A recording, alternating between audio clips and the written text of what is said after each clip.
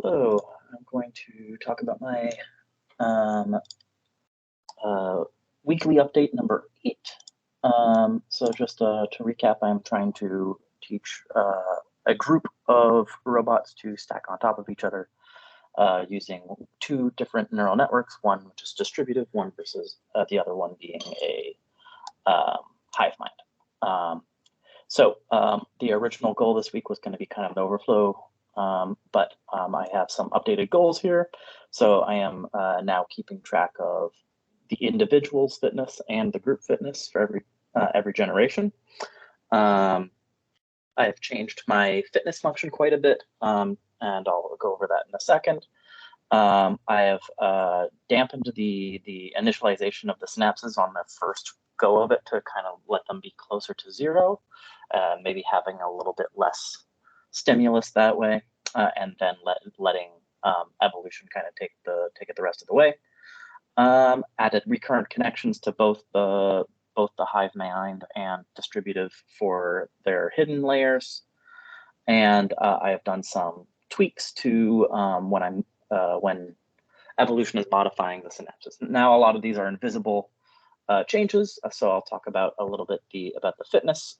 So if I just give a quick run here, this should be just 1 or 2 generations, shouldn't be too long.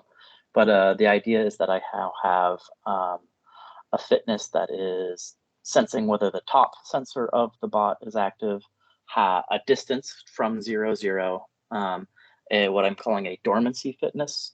So you'll notice here we have a distance fitness, a sensor fitness, a dormancy fitness, and then a penalty if they manage to flip their orientation. All of these things are multiplied by a constant that I'm using as a hyperparameter, and then I get a total fitness for that bot, and then the solution is all of their fitnesses multiplied together to try to get kind of to try to incentivize them to work together as opposed to just adding them together, because I found that would generally just have one robot do really well and the others would not do well. So you can see the various. So here, a dormancy fitness means that the robot has made it to the middle 0, 0, and then I've seized up all the motors, which I'll show you in the video in a second. So that's good.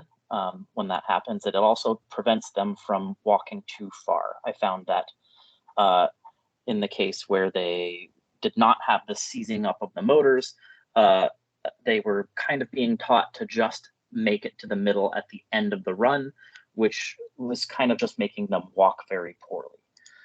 So I'm incentivizing it by making them seize up and then staying there as long as they can and getting rewarded for doing that.